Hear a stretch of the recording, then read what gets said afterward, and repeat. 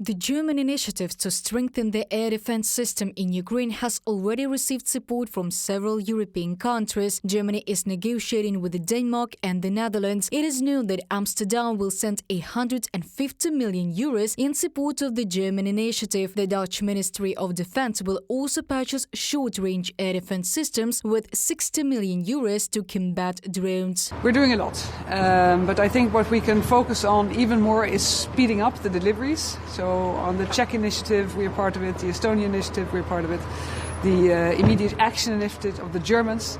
We're doing everything, providing the financing, but also helping in speeding up the actual delivery because it's needed today and not tomorrow. Germany, for its part, took the initiative and made another Patriot system available. We urgently call for the same to be done within the framework of the G7 and the NATO-Ukraine Council. We encourage everyone to double-check their stockpiles and see that Ukrainian air defense support can be expanded. Every additional air defense system saves lives in Ukraine. That's why it's so important that we all pool our resources in this area.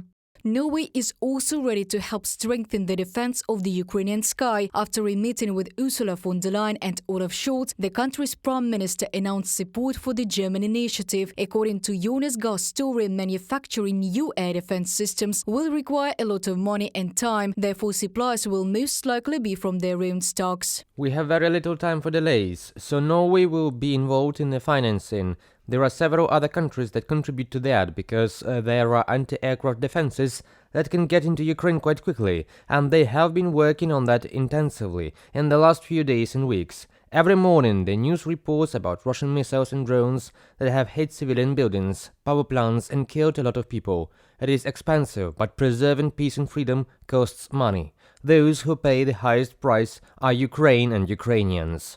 Jonas Gahr, Prime Minister of Norway, in an interview with TV2 channel. Strengthening Ukrainian air defense was also discussed at the level of NATO countries, said Secretary General Jens Stoltenberg following a meeting of the Ukraine NATO Council.